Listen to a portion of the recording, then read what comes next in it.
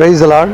இன்றைய வசனங்கள்: இருளில் நடக்கிற ஜனங்கள் பெரிய வெளிச்சத்தை கண்டார்கள்.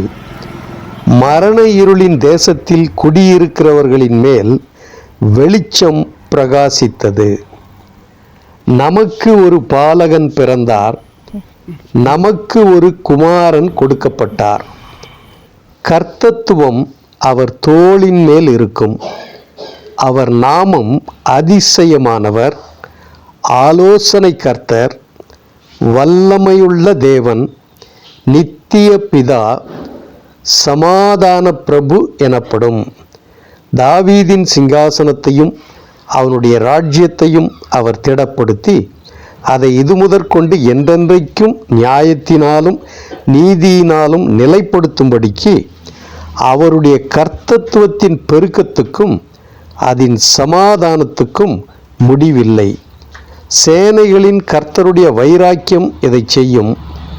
ஆண்டவர் யாக்கோபுக்கு ஒரு வார்த்தையை அனுப்பினார், அது இஸ்ரவேலின் மேல் இறங்கிற்று. ஆமேன். ஏசாயா 9:2, 6, 7, 8. கர்த்தர் உங்கள் அனைவரையும் ஆசீர்வதிப்பாராக. ஆமேன்.